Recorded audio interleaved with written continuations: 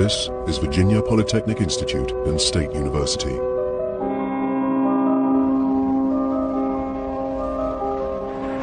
Outside the United States, it was little known until last year. On April the 16th, 2007, one of its undergraduates brought Virginia Tech to international fame. This student, Sung-Hui Cho, entered a residence block at around 7 a.m. He went to the third floor. There, he shot a young girl and another student who came to help. Unnoticed, the killer returned to his room. Methodically, he rearmed himself and changed his clothes. Then he posted a package containing video clips and photos from nearby Blacksburg. It was addressed to NBC television. On his return to campus, he went to a classroom building, Norris Hall, chained shut the doors, and calmly embarked on the worst mass shooting in modern American history.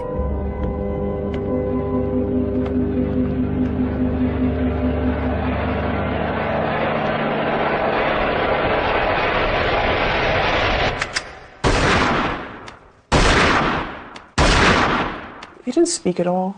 He was completely silent the whole time. I didn't even think he looked of age to be in college. I was surprised he ended up being 23. Once I sort of came out of that initial shock, I dove underneath my desk, and somewhere in that, maybe 3 to 4 seconds, he had shot me, just once in my arm. I did open my eyes a couple times that first time he was in the room, and I just remember kind of seeing him walk around. He was really calm, stone-faced, no expression.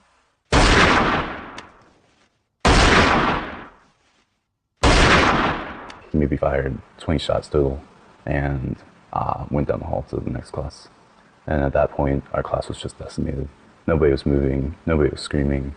It was just this overwhelming smell of gunpowder in the air. You could almost see it. It was like darkness had fallen on the room. I think I realized that it really couldn't have been fake because the guy to my left, not only was he shot multiple times in the torso, he'd puked because of the pain, I imagine. I remember thinking when he was shooting everybody, what a coward.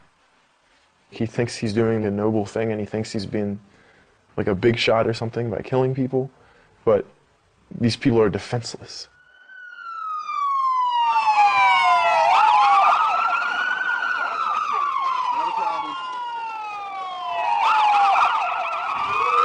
Only 11 minutes after the start of the rampage, the police broke into Norris Hall. Cho heard them enter, put a pistol to his temple, and shot himself.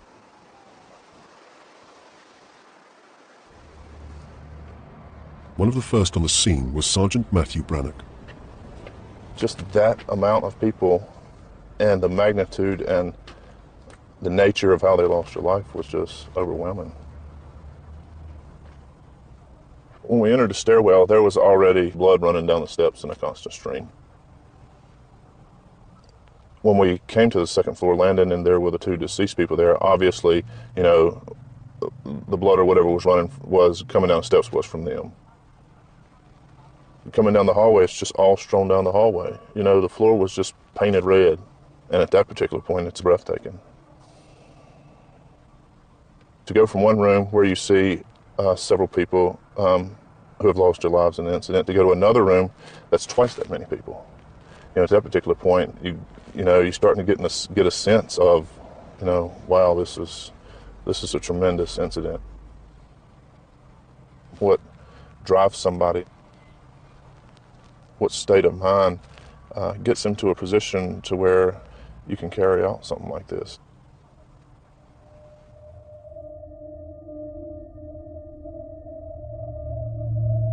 That morning, Sung-Hui Cho had killed 32 people and injured many more.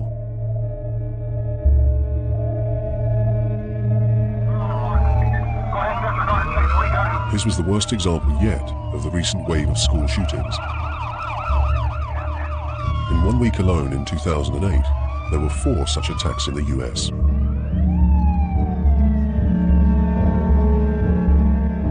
why do men like Cho, and it's almost always men, commit such outrages?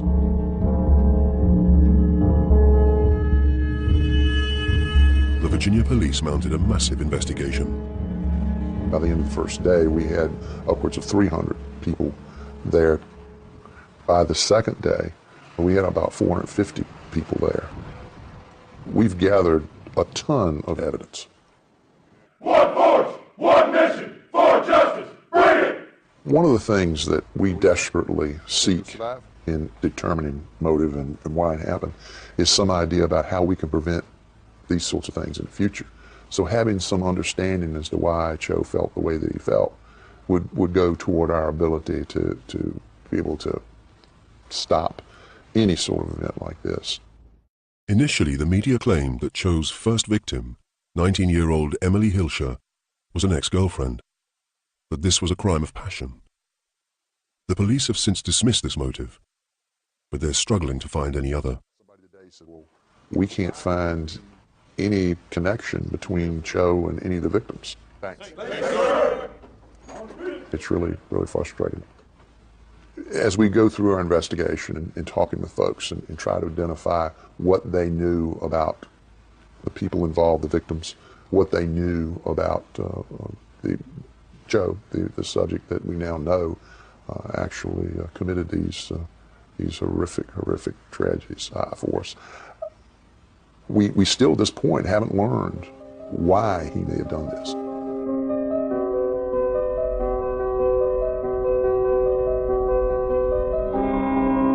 Was Cho then insane? His videos sent to NBC certainly seemed delusional.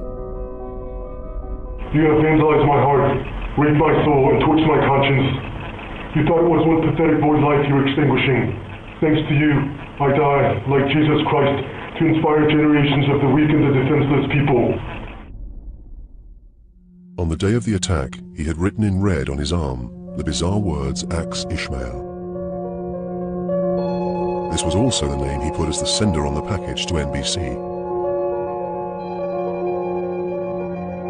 Perhaps Cho's killing spree could be explained as a psychotic episode.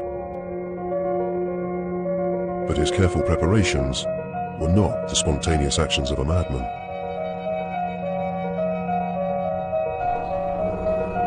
Cho purchased his first gun and collected it from a pawnbroker's 2.5 months before the shootings. 5 weeks before the shootings, he hired a van in which he taped some of his diatribe. Then he went to nearby Roanoke to purchase a second gun, a more powerful Glock 9mm. He practiced shooting at several ranges in the area and continued to buy ammunition. 8 days before the attack, he hired a room at a hotel where he recorded more of his videotape. 6 days later, a man was spotted acting suspiciously in Norris Hall.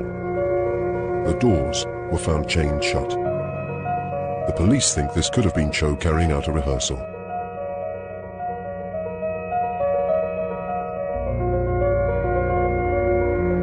He managed all this without drawing any attention to himself. Someone suffering from psychosis would certainly have found this impossible. Even the student who shared a room with Cho noticed nothing abnormal in his behavior. I had no indication that something like this was coming. Really no indication of any kind of like crazy tendencies at all. He just seemed like a shy, antisocial person. If Cho wasn't mad, what then drove him to commit his terrible crime? In the video statement Cho sent to NBC, he gave his reasons. Do you know what it feels like to be spit on your face and have trash shoved down your throat? Do you know what it feels like to dig your own grave? Do you know what it feels like to have your throat slashed from ear to ear? Do you know what it feels like to be torched alive?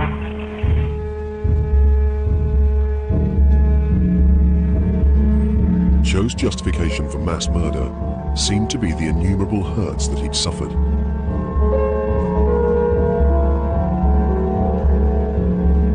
But no one never witnessed Cho being persecuted. I have no recollection of ever seeing anyone like attack him in either like verbally or physical or anything like that. In the year I lived with him, and then the year after I lived with him and saw him, I never saw him picked on. Nobody ever bullied him, pushed him around. You had everything you wanted. Your Mercedes wasn't enough, you brats. Your golden necklaces weren't enough, you snobs. Your trust fund wasn't enough. Your vodka and cognac weren't enough. All your debaucheries weren't enough. Cho claimed to be punishing a decadent and corrupt community.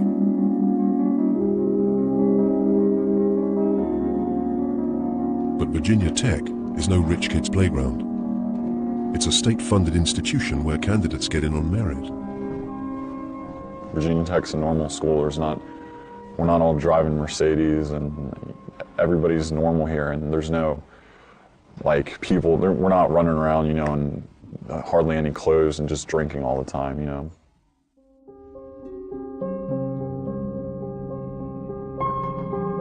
It's said that the child is father to the man. So if Cho wasn't being bullied by rich college kids, can we trace the origins of his bitterness back to hurts he suffered in his childhood?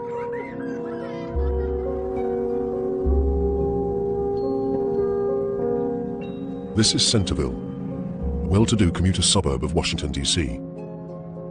It's home to a sizable Korean population. Cho's family is of Korean origin. When he was 8, he had come to the US with his parents and elder sister. His family may not have been wealthy, but they owned a $400,000 house. Not what you'd expect from some of the comments in Cho's video. Cho was no product of the slum or ghetto. But further clues about his childhood are hard to uncover. Understandably, Cho's family have kept a low profile since the attack. People have a choice. Either you're good, either you're bad. Susan Colohan was a family acquaintance who used to cut Cho's hair. But he never speak. So I asked him, what kind of haircut you like? He never answered. So then Dad said, why don't Jansen Lady ask you, how'd you like your haircut? And then he still don't answer. He just look at me like that. All the time for 2 years? Yeah, hardly speak any. I asked my mom, you know, I say, did he talk any? She say, yes. When sister's around, and they talk. He don't speak, it don't mean he's a bad, because he don't speak.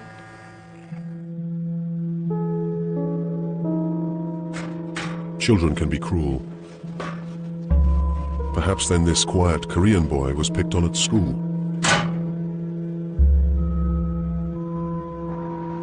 This is Sunghui Cho's high school. It's a large institution with 3,200 students. It's in the top 50 high schools in the whole of America, and has the proud motto, united in excellence, committed to achievement. Cho's reserve made a lasting impression on his classmates. I always saw him walking the hall by himself. My memories of him are being alone, being isolated. More importantly, though, just being pretty invisible. Nothing, you know, a person that no one really noticed. Cho sat immediately next to me. I just remember he was really, really quiet. And we used to try to like, okay, let's try to get him to interact. And hey, so what are you doing this weekend? Are you going to the movies? Do you have a girlfriend? Like just asking any questions that we would ask any other high school guy. He would communicate with us either with a head nod or, I described it as a grunt. At the end, he did say a few words to me, really quiet, kind of drawn out. I don't want people to see him as a bad guy. I think that he was a very lonely guy. He was a good guy, at least for as long as I knew him. Cho may have been solitary, but just as at university, there doesn't seem to be evidence that he was persecuted. I never saw him being bullied, persecuted, anybody, you know, doing anything At no point did I witness any type of persecution of Song. I've never heard of him being beat up, or I've never actually witnessed him being verbally attacked. But Cho's school was concerned about his withdrawn behavior. They told his parents that he needed therapy. So, at the age of 13, he was taken to the Center for Multicultural Human Services. It's a charity that offers help to ethnic minorities. Cho went there for 4 years. Dr. James Griffith was his supervisory counselor. I think the thing that was most notable that I always have remembered was the pain of his shyness. No eye contact from the nodding. He would break out in his sweat, you know, that he would seem to really freeze, that he really was unable to respond. Really a palpable pain, just with his anxiety if any question was put to him. Cho's inability to communicate was so severe that he was given art therapy. This is usually used for much younger children, but it meant he didn't have to speak. It certainly provided one point of human contact, one person that he could be with some ease, without high demands, that could be responding to him every week, at least for that hour.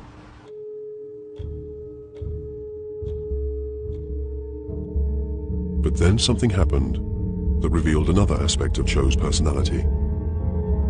At the age of 15, he displayed a disturbing new interest. Shortly after the Columbine shootings, he wrote an essay at school that alarmed his teachers. There was no threat against anyone, but he did talk about identifying with them. Cho was identifying with Eric Harris and Dylan Klebold, the high school killers who had massacred 13 before shooting themselves. This fascination with Columbine would stay with Cho. In the package he sent to NBC on the day of his killings, he included a letter. According to the broadcaster, it expresses admiration for martyrs like Eric and Dylan.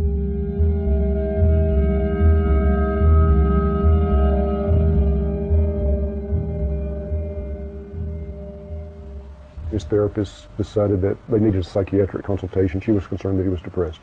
She was concerned that he might be having suicidal thoughts. So we did a psychiatric evaluation, and diagnosis of selective mutism and possible major depression were made. Selective mutism sufferers can speak, but have such severe social anxiety that they withdraw in certain situations and will not communicate. Children with selective mutism have difficulty socially, emotionally, and possibly academically. When these children are left untreated, this completely affects their self-esteem, their self-worth. They often are very lonely individuals. They can be very sad at times. Many individuals feel very frustrated over the loneliness, over their inability to engage with other people. What sound that makes. If you push air through the teeth, that's a s. Very good. But what's important to understand is there's no link between selective mutism and violence. And what was going on with Cho was a very complex situation. By the time Cho's condition was diagnosed, he was a profoundly damaged young man. Save for occasional conversations with his sister, Cho had hardly spoken in his life. Why then had his parents not sought treatment sooner? Certainly roommate Andy Cook was struck by what he felt was a coldness between Cho and his parents. It wasn't the typical family interaction. They just dropped him off, waved goodbye, and that was it. No hugs, no call us, we'll call when we get home, or any of those normal interactions that a family has. I've never seen anyone that be that far away from their family. Perhaps there are clues in South Korea, where Cho was born and lived till he was 8.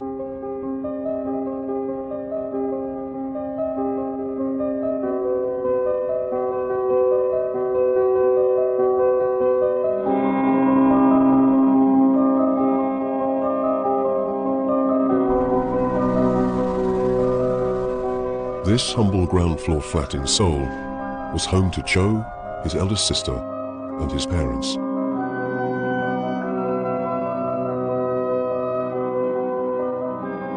Some of Cho's family still live nearby. 애가 점잖하다고 그랬거든. 말을 잘 안 하고 그래서 그런 병신인 줄 모르고 애가 순한 줄만 알았지. 한국에서는 어른들 앞에서 말 많이 안 하는 게 좋은 그럼. 거잖아.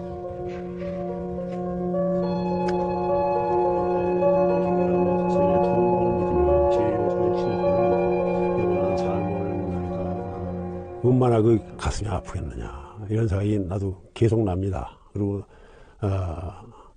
그런 그 부모들이 얼마나 그 괴로워하겠느냐 이런 생각이 이제 나고 죄송하게 생각한다. 힘든 목듯이 너희도 천주의 성모 마리아님 이러저러 죽은데 그쪽에도 가만 보면 말이 없어. 그러니까 만나이가 그래 조그만 데도 말이 없으니까 죽어서 그런가 보다. 공부 잘한다니까 그럼 그냥 똑똑한 놈인가 본데 이렇게 생각하고 그랬는데 가신 마리아님 기뻐하셔서 주님께서 계시며 일병 드시며 태중하다. 사울이라는 사람도 그냥 일밖에 모르고 자기 식구밖에 모르고 전형적인 한국 사람이야. 주님께서 가신 마리아님 기뻐하셔서 아이들 위해서 사는 거지. 열심히 이러고.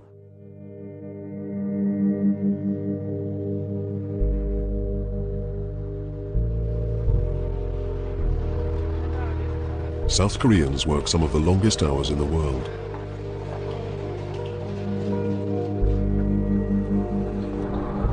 When the family moved to America, they took the habit with them. Both parents were employed in the dry cleaning business, often working 7 days a week. As part of the official investigation into the shooting, Dr. Roger Depew was asked to interview Cho's family. He's one of the world's leading criminal profilers. If there's any criticism that I could make, it would be that perhaps they were not home enough. Both of them working long hours.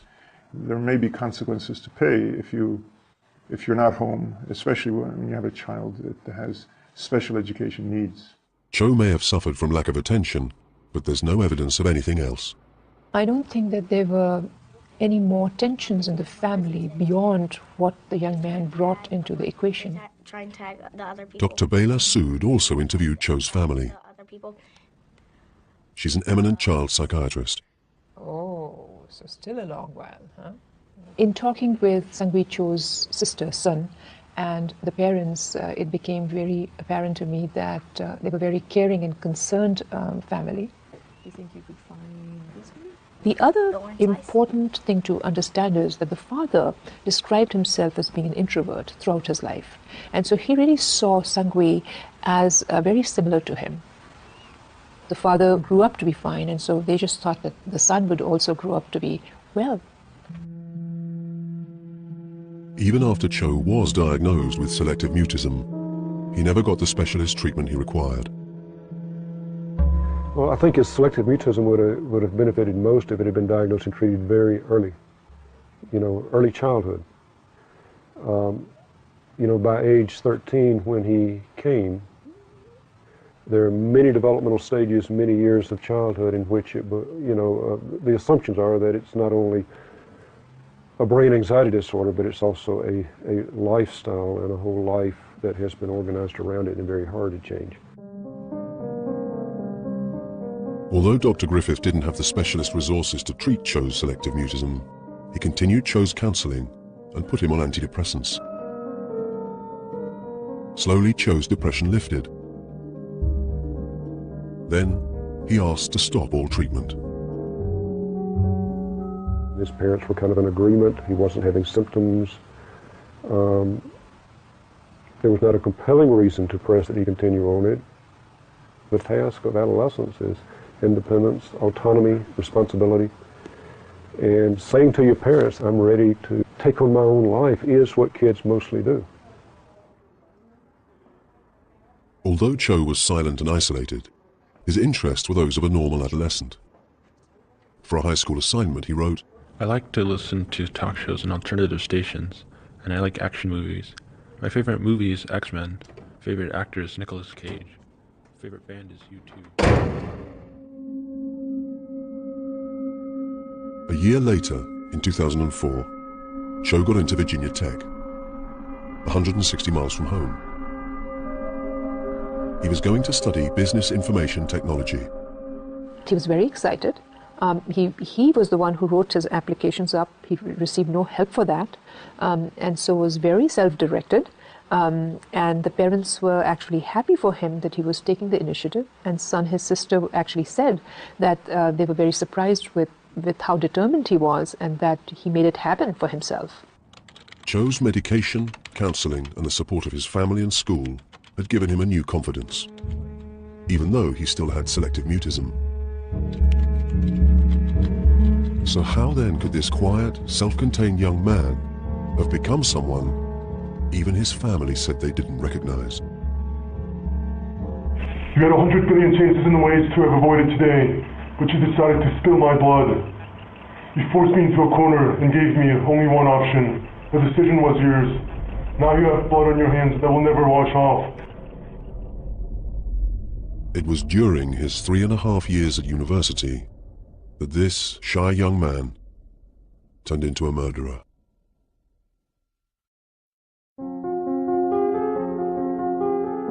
Even by American standards, Virginia Tech is a big university. It has some 35,000 students and employees spread over a vast 2,600 acres. It's almost a town in its own right, with its own airport and a sports stadium that holds 66,000 people. For Cho, it was an easy place to get lost. The school was very concerned about his choice of Virginia Tech because they felt it was a very large school and that he really required the support services. Cho's high school knew about his selective mutism, his depression, and his fantasies about Columbine, yet they couldn't pass the information on to Virginia Tech. Disclosure of any disability is considered a private matter, and neither Cho nor his parents chose to offer it. Cho's first year studying business passed smoothly enough. He handed in his work like other students, and his grades were good. He blended in, quietly.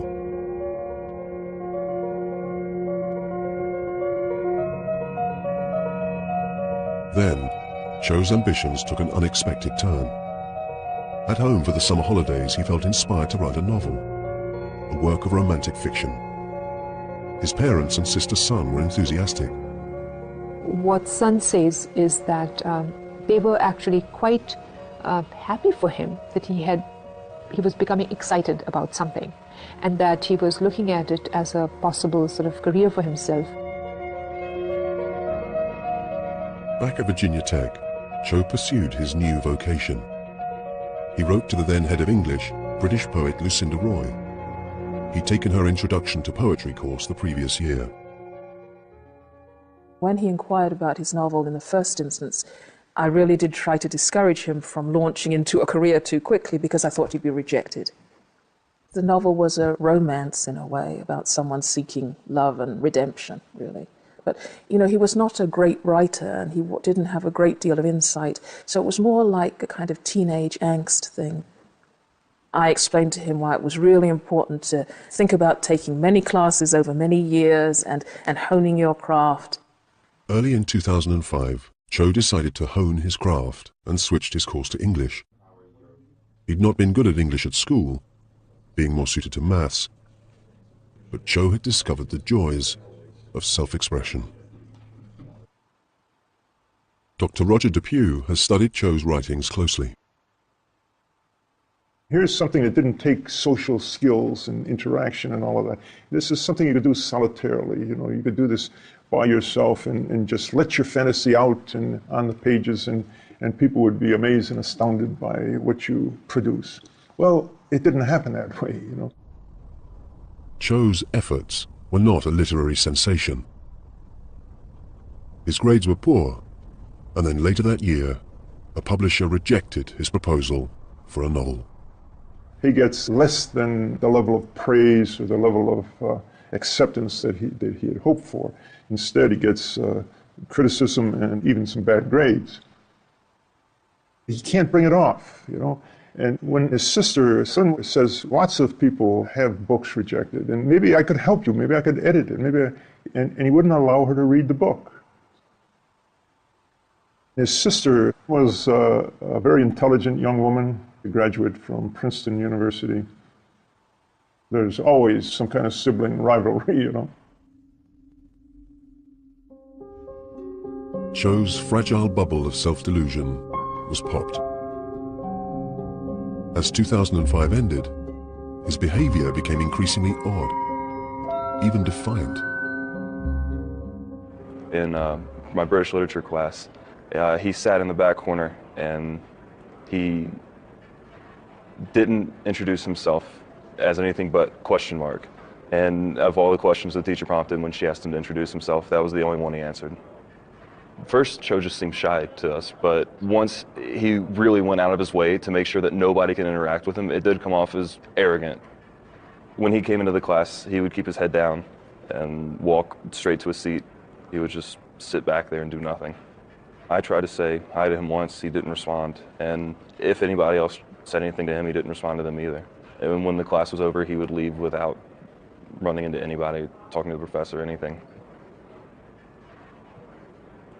He's the most antisocial person that I've ever met. Professor Giovanni got in touch with me, I believe by email and also verbally, to let me know that she didn't wish to teach this student that she had in her class anymore. She was very concerned about him, and that he'd been rude, she felt, and that something that he'd written seemed disturbing to her.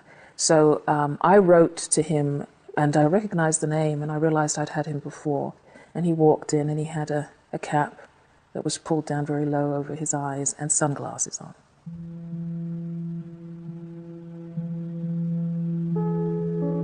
It's funny because a lot of people have talked about how he wanted to escape attention, but I think that he really wanted to be noticed in a way that to me was disturbing.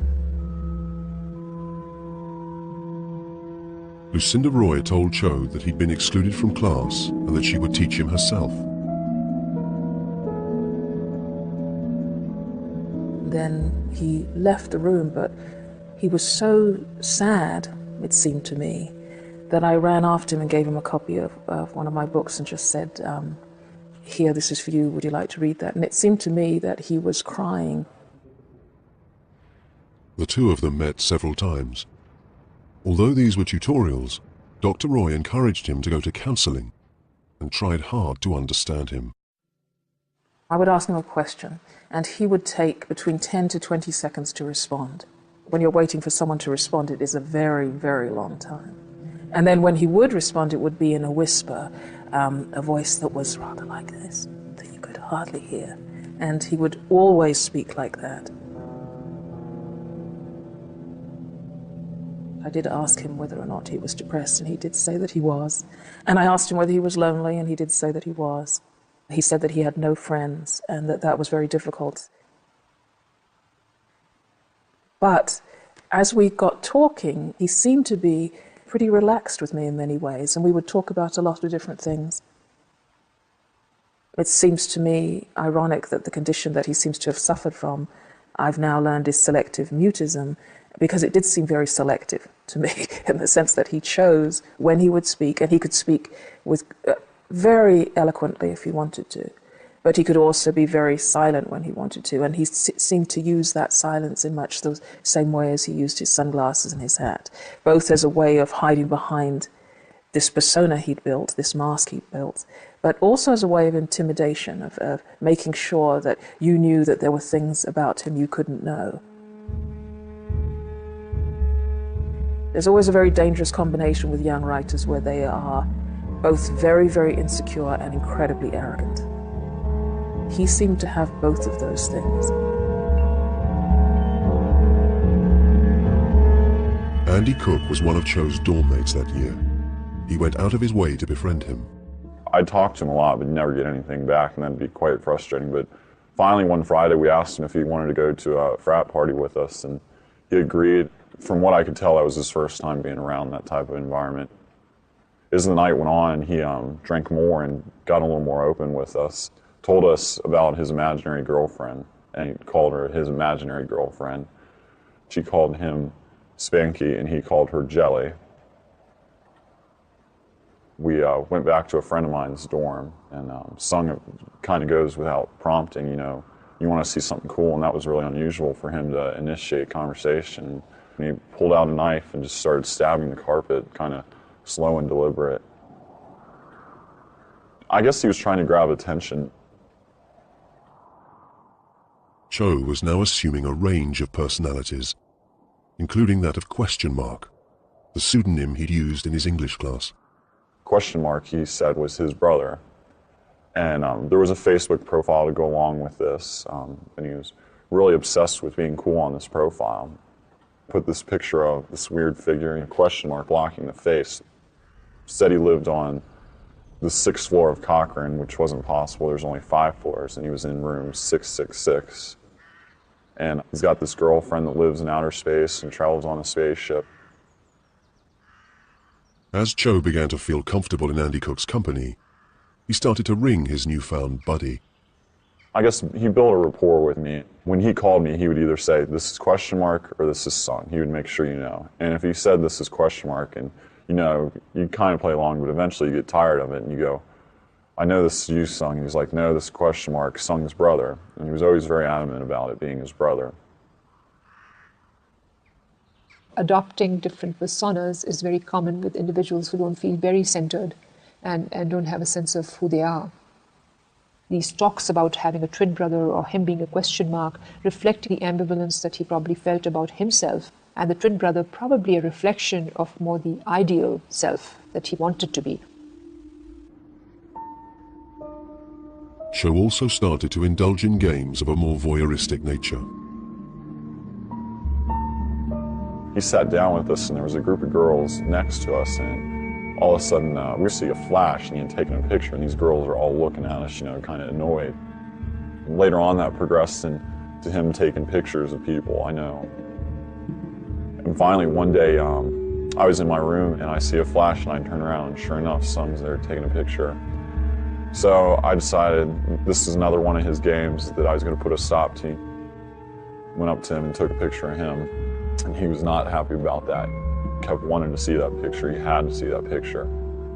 So I finally deleted it, and that ended that, and he was happy. Cho's selective mutism was subtly transforming. He was no longer as shy as he once was. There's many individuals as they get older that have selective mutism. The social anxiety starts to go away, but their conditioned and reinforced mute behavior persists. Individuals learn to live in that kind of a world, and that's how people see them, and that's how they see themselves. Cho was showing a new boldness, but his personality was so distorted that any attempts to socialize backfired. There was one occasion he went to a girl's room. He was wearing sunglasses and a hat. He goes, "Do you know who I am? Do you know who I am? Do you know who I am?" And she obviously didn't, and she became very frightened, threatened to call the police, which she did. Later on that night, around 12 or 1 o'clock, I hear pounding on my door. Virginia Tech police, you know, open up, and they asked where Question Mark was. The police spoke to Sung Hui Cho for half an hour and left him. He was obviously very upset with this girl. He told me he wanted to go look in this girl's eyes and see if she was cool, and all he saw was promiscuity, and he talked about her being a whore and stuff. But this incident didn't stop Cho making unwanted approaches to another girl. She also called in the police, and again, they cautioned him. Cho contacted Andy Cook. He's like all upset, and he goes, "I might as well kill myself now." He obviously was a loner, didn't have much to live for, sadly. Maybe he would try and pull something, so we decided to report it, and the police came and took him away. Cho was taken into custody. He underwent a commitment hearing that found him a danger to himself. He was detained overnight at a local hospital. After a 15-minute examination in which he denied any suicidal or homicidal thoughts, he was released with a court order that he obtained treatment as an outpatient. But Cho never complied with the order, and no one followed up to check. After that, Cho no longer confided in Andy Cook, increasingly isolated. A poem he wrote reveals his state of mind.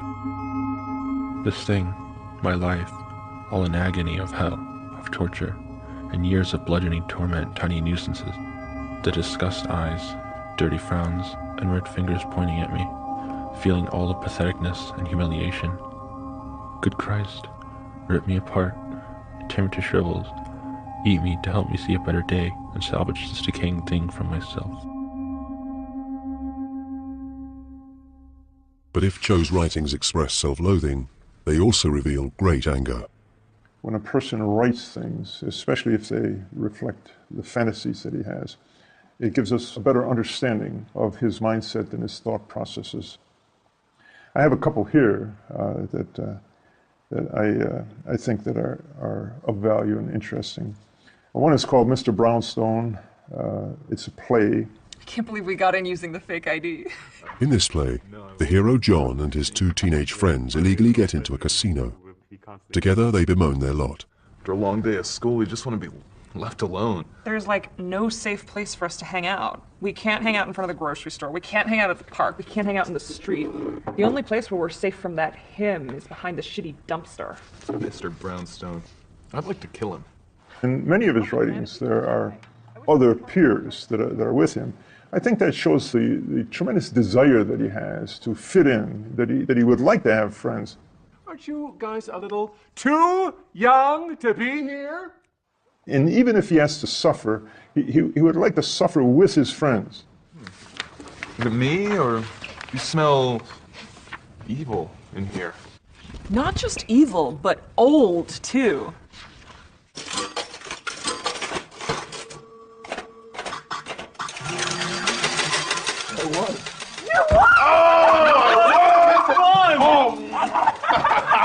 We're rich! No more Mr. Brownstone! No more Mr. When they win a fortune at the slot machine, their teacher, Mr. Brownstone, who's found them in the casino, pretends the winnings are his. This is mine. Mine! These 17-year-old kids pushed me over when they saw that I won. These disrespectful hooligans. What you have here is a pretty good blueprint of what's going on in Cho's mind. You know, that this is what he's up against in society. That these are the injustices, and that he can't win. That it's hopeless, and that even if he wins, somebody takes it away. And so there's a great need at the end of this. You know, there's a great desire for vengeance. Now, come on, son.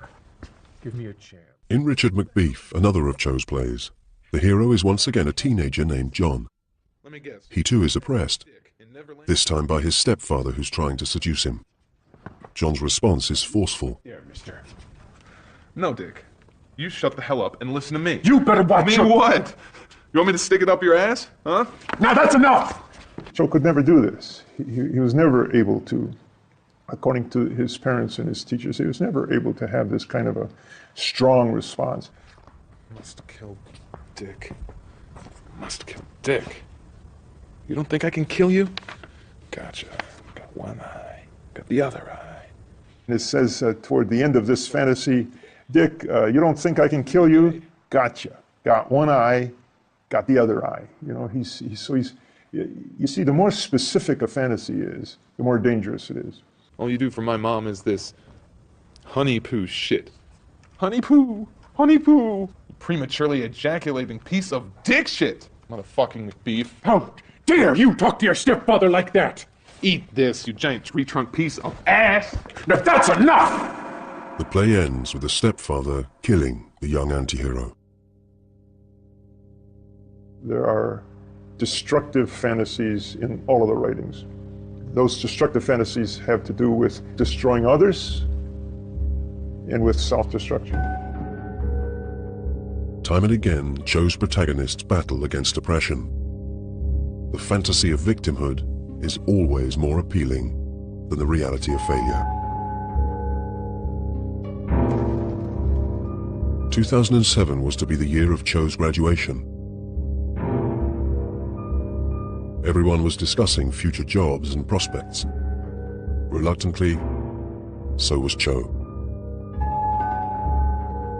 As with many Asian families, the notion of not having employment is always very concerning to parents. So I did get that sense in the interview with them that they asked him, what are you going to do after your graduation? Do you need to go to graduate school? And he said, no. Okay, so should we find some work for you, or do you need help with that? And he said, no. So they probably were beginning to wonder what was going to happen. And so was he. But the market for mediocre English majors is never very promising, and Cho couldn't come to terms with his own failings. Instead, he came up with a new fantasy that would end his misery and bring him a blaze of glory. A persona he called not ? Or Spanky, but Axe Ishmael. He could not succeed. So he said, okay, how can I leave a mark in a way which no one can take away from me? And how do you do it in a way which would grab the world's attention? He was sort of moving away from this victim role of someone who the world did not consider sort of strong into creating a sort of a macho image for himself, donning this persona where the aggression towards himself and aggression towards the world are put together, forms this final act of revenge on the world. He lays out this plan and his role in the plan. He begins to feel much better about himself. He begins to see himself as a person who can pull this off. He can do this. Cho had captioned the photos he sent to NBC, and some of these photos with their accompanying text have been released, with the swearing excised. Oh, the happiness I could have had mingling among you hedonists, being counted as one of you, only if you didn't the living out of me. You could have been great. I could have been great. Ask yourself what you did to me to have made me clean the slate.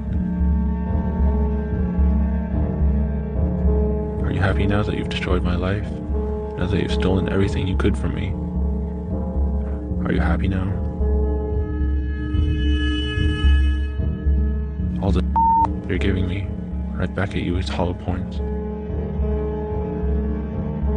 Don't you just wish you finished me off when you had the chance? Don't you wish you could have killed me?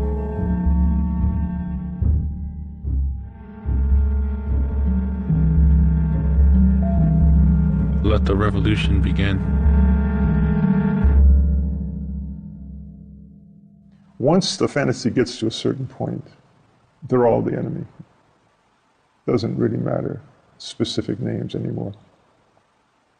You're striking out against society, against a situation that would not include you, would not allow you full participation.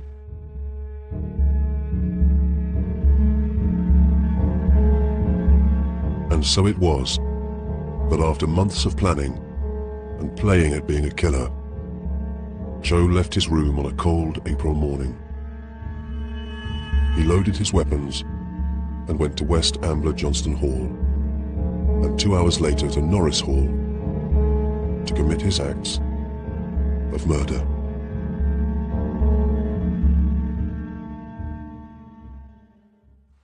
It was a snowy Monday. Our class was about 9 o'clock, 9:30, and so I remember waking up and seeing the flurries outside, so I started thinking, okay, time to get dressed, get to class, and a friend of mine picked me up and took us in, and we were already late, of course. People are just kind of talking about the weekend and plans. Teacher hands us a worksheet. After about 20 minutes, you started hearing loud bangs and loud pops. So at first, you didn't really think much of it. It's like, okay, this is kind of strange. And then it got closer and closer and faster and faster. Our professor kind of peeped out. She's a very calm woman, but her face kind of got this alarmed look. She closed the door, said, call 911. 2 other students jumped up with her and barricaded the door. This whole time, you're in complete shock, and I remember thinking, like, what's going on? This can't be real. We all dropped to the floor and got the quickest protection we could find. That's when he came in and he pushed right through a couple of desks, pushed him out of the way, and I remember I was under the desk, hunched under it, and I looked to the left, and at this point I'm still thinking that this is some kind of drill, maybe. And yeah, he started shooting and went straight down the aisles. Very planned, very deliberate, very determined. No emotion at all.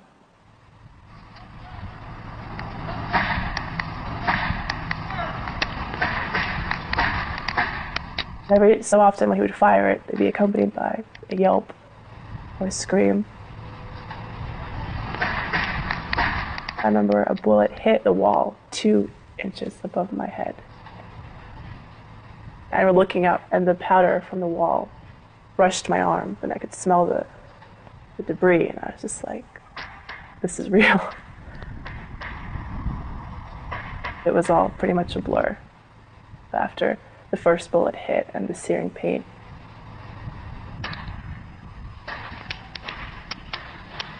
I was hit several times. One was in my back, my lower back. One was in my buttock. And my foot was the third one. And that was a ricochet. I think it went straight through. My body had never felt so cold. I remember my throat was dry. I was just kind of gasping for air the entire time. He left our room at some point. I remember hearing people in our classroom just whispering, hush, don't move, don't talk. I remember hearing a lot of coughing and gurgled noises. Cell phones started going off, but it was pretty quiet for the amount of pain and suffering that was going on. He came back a couple of times, make sure people weren't alive. Once the first police knocked, it was like, okay, we're gonna get saved. They crashed at the door. I remember seeing the black SWAT team. They looked around. One of the policemen said, "We've got a lot of black." I remember thinking, well, what does that mean? And then he went to the girl next to me and called out a black, and all of a sudden I realized, oh, black means they didn't make it.